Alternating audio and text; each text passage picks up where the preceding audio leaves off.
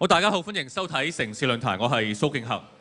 一句支那，一句疑似粗口，一張 Hong Kong is not China 嘅旗幟，掀起新一屆立法會會期第一場嘅政治風波。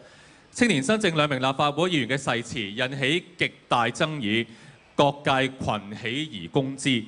嗱，嚟緊星期三咧，會唔會係佢哋成為真正議員嘅最後機會呢？當理念受制於法規，佢哋會點樣抉擇呢？嗱，另一邊廂，立法會主席嘅選舉凸顯咗泛民嘅內部困局，亦都暴露咗議會程序嘅一啲粗疏啊，點樣補救呢？新一屆立法會喺咁樣嘅環境之下開始，係咪預示咗未來4年後嘅結局只會係低開更低收呢？今日嘅題目呢，就係立會開局失望痛心，主席選舉錯漏重生，宣誓言行傷害國人，就任不成引火自焚，4個問號啊！我哋今日咧係有4位台上嘉賓，分別係青年新政立法會議員梁頌恆、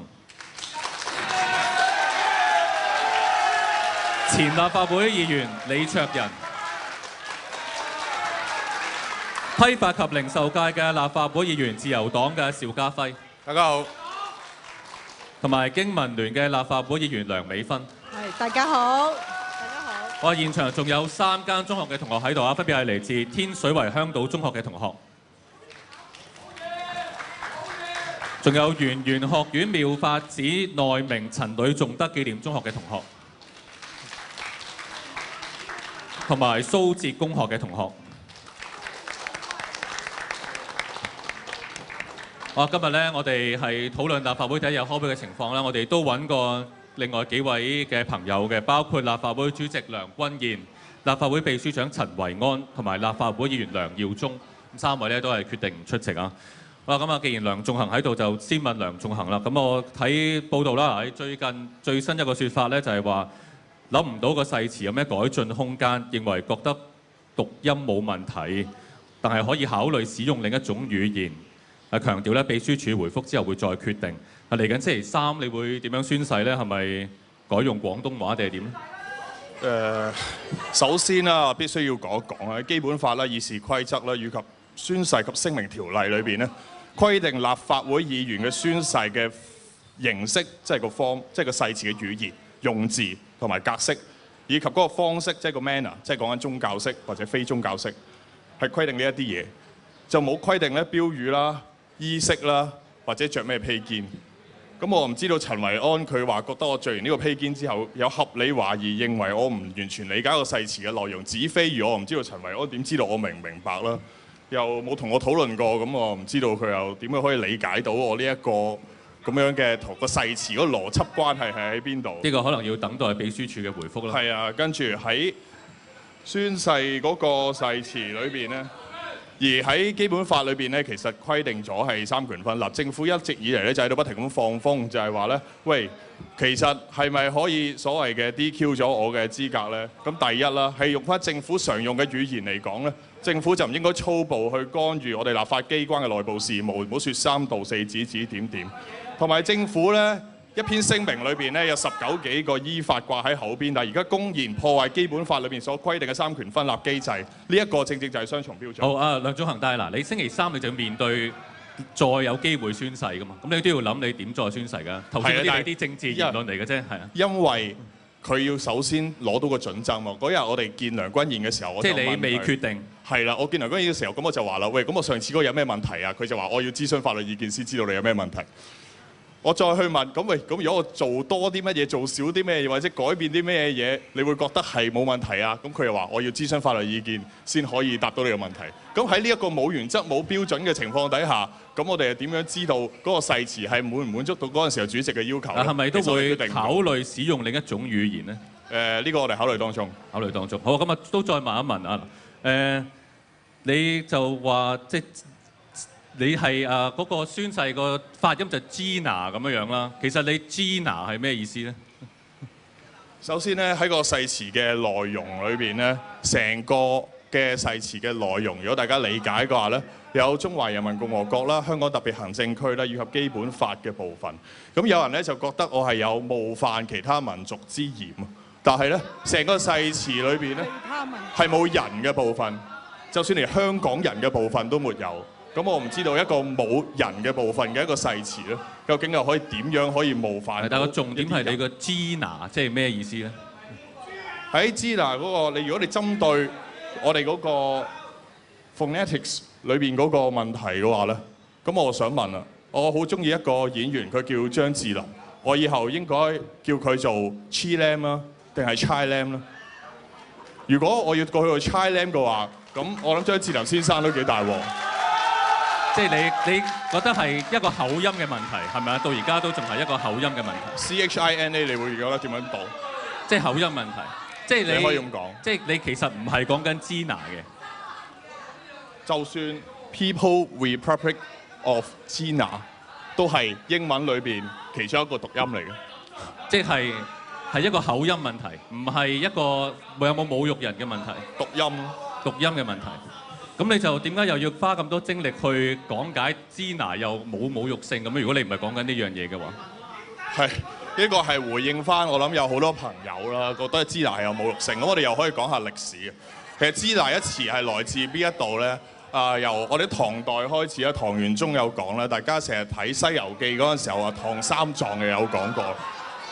咁跟住去到，其實呢個咧唔係我講嘅，《人民日報》我揾翻咧係佢哋嘅言論嚟嘅，《人民日報》咧就咁樣講啦，喂，古今中外咧有好多名人啦，咁啊包括我哋之前講過嚟孫中山啊、唐玄宗啊等等啦，都係用 Gina 一詞咧去形容中國。嘥時間。咁所以其實 Gina 嗰個詞本身咧係唔涉及侮辱嘅成分，反而係你 Gina再加去侮辱緊一啲人嘅時候咧，嗱，《人民日報》係咁講啊，先等於。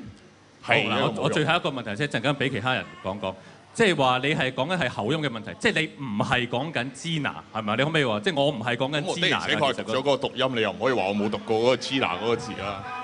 好，我交俾幾位梁美芬。唔係，我覺得咧，梁頌恆咧嗱做得出，一係認咗佢，咁做得出咧又唔認，咁究竟你講咗 Gina 定未講 Gina？你又係解釋一大段 Gina，但係我想講咧。你讀所有嘅英文都好準，咁啊去到 China 呢一個呢係有心，因為你哋同一個黨派兩位議員都係讀成 Gina。嗱，如果你話呢，你唔知道你自己出咗咩問題，如果你係睇翻議事規則第1條，佢係一定要按照誓言去做，而喺2004年係Hartman 嗰個嘅判決書，亦都講得好清楚。你哋嘅誓詞或者我哋嘅誓詞呢，第一就係一定要有一個一致性，第二要有一個完整性，第三呢就係有一個莊嚴性，同埋呢你嘅一個誓言嘅內容，你自己要清晰知道你嘅誓言，同埋其他人甚至公眾都係有一個期望係明白你嗰個誓詞。喺宣誓嘅時候呢，你應該係對你自己將要出任嘅立法會嘅議席係好尊重，你對你嘅承諾好尊重㗎。你而家披住嗰個披肩，同埋你哋嗰日呢宣誓之前講嘅一堆説話，嗰個態度讀埋 Gina 嚇，甚至另外游蕙禎呢係讀到差唔多變咗粗口，好多人都聽得出嘅呢。呢個喺公眾上唔使我講，你睇到啲人嘅反應，你自己點解要出嚟解釋呢？就係因為你知道好多公眾都聽到，覺得受冒犯、受侮辱。但係嗰個情況更加重要嘅呢，就係你究竟自己係咪認真對待呢個宣誓呢？好，我問梁美芬，我要講一樣嘢啫，因為呢，佢話佢披住。佢披肩嗱，頭先佢講咗好耐，Gina都未到點，冇講到2次大戰嘅時候、日佔嘅時候，啲日本侵佔中國嘅日本人點樣用 Gina嚟侮辱中國人，你又冇講到嗰段。但係我想講，你披住，咁有啲人同你解脫啦嚇，好似係涂謹申咧就話：喂，你冇講出口嚇，你讀咧照讀，好簡單。如果我話我係效忠，我揸住嗰支旗就話效忠至旗。或者你去結婚嘅時候即係喺嗰個典禮裏邊，你讀咗嗰個詞句，但係你揸住一張紙就話：喂，我會一生一世愛你，至旗。咁啊，嗰個至旗呢，係啊，你單獨去睇至旗係冇嗰個含義喺度，但係喺你讀嘅時候，你再舉出一張嗰個咁嘅旗幡，嗰個係令到普通人其他嘅人都好清楚睇到，你係咪真心去讀出效忠呢兩個字呢？阿梁美芬同埋邵家輝其實都有提出過要求梁頌恆道歉嘅，兩位係咪都會堅持話會唔會話要佢道完歉先再宣誓定係？我要求佢哋一定要道歉，道歉應該書面寫去俾立法會主席，然之後尋求一個再一次宣誓嘅機會。邵家輝，嗱，我想講咧，就話咧，即係其實嗱，你要取悅你嘅支持者、你嘅選民冇問題。不過我想講，你入去立法會，佢有規矩，我哋跟法律行事嘅。如果你宣誓嘅時候你唔跟個規則，陳維安根本就冇權，佢亦都冇資格去批准你。但係最重要嘅就係話，當日你所講嘅同埋你所做嘅言行，你唔單止挑戰，你而家唔係淨係挑戰緊中共政權，唔係挑戰緊香港政府，你係挑戰緊全中國所有嘅中國人，包括埋我。我哋係完全唔會容忍你嘅行為嘅。會唔會都係要佢道咗歉先至再宣誓咧？我再補充少少啦。頭先，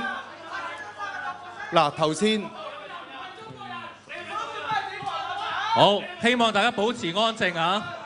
希望大家保持安靜。頭先你講，你話你之前有啲言論咧，就講話鴨脷洲啦。我想講鴨脷洲嗰啲朋友，琴日走出嚟講，佢哋冇啲口音，你又拖鴨脷洲落水。你頭先講話黐 Lam 啊，張智霖嗰個叫黐 Lam，你之前嗰個叫支那，兩個唔同音，你唔好再拖埋落水，你更加唔好拖晒我哋全部香港人落水，好唔好？好啊！李卓人作為資深議員，點睇即係年輕一代議員呢種抗爭嘅行為咧？唔係，我覺得即係梁頌恆係民選嘅議員嚟嘅，咁佢點表達呢？佢自己向佢自己嘅行為負責。但係我覺得好反對啊！梁美芬講：喂，你唔尊重個誓詞，倒翻轉個誓詞值唔值得尊重先？倒翻轉話要擁護，因為咧點解咧？因為裏邊有話擁護基本法。其實擁護基本法呢樣嘢咧，基本法對唔對得住香港人？嗱，老實講，我哋係啱啱開始入立法會嘅時候，我哋都會覺得，喂，10年之後應該會有民主，真係有真普選。咁嗰時話基本法有呢個咁嘅承諾，但係20年之後，基本法嘅承諾完全落空咗。咁呢個基本法值唔值得我哋尊重先？當然你話個誓詞係喺度，我都要讀㗎啦。咁係，我哋梗係要讀啦，因為我哋要入去裏邊代表香港人去繼續爭取啊嘛。但係我自己覺得某個程度，你頭先用結婚做一個例子，話我願意娶你至期咁樣。但係倒翻轉啊，其實過去嚟講，其實中共話我願意娶你，然後跟住虐打我哋香港人。虐打我哋嘅民主訴求，嗰個點樣計數？所以其實成件事本身咧，我想講一樣嘢啫。梁頌恆所有啲行為咧，佢自己負責。我唔會贊同佢嘅語言，但係我覺得一樣嘢好緊要。呢個只不過代表住香港而家嘅矛盾。如果我哋要紓解香港而家嘅矛盾本身咧，而家呢個不公平政制咧係紓解唔到嘅。問一句李卓人啊，有啲評論就認為非建制派包庇佢哋兩個喎，你點睇咧？唔係，我覺得係等於我頭先講，佢係民選嘅，佢自己負責佢自己嘅行為。但係我哋嘅最緊要一樣嘢，大家唔好淨係針對梁頌恆個誓詞，要針對成個大矛盾。個大矛盾就係中共打壓我哋嘅民主空間呢個大矛盾。呢個大矛盾之下，仲有一個問題，我哋社會好多矛盾咧，都因為呢個不公平政制解決唔到。嗱，譬如話頭先一樣，唔係我淨係想講一樣嘢，有一個好細嘅嘢，性空間包括地方空間、時間空間解決唔到。點解咧？因為個立法會裏邊功能組別啲議員反對立法標準工時、房屋問題、行政長官嘅良制解決唔到。民生議題遲啲再傾啊！民生同民主好有關係。知道有關係，但我哋今日唔係主要討論民生議題啊。梁美芬簡單回應啊。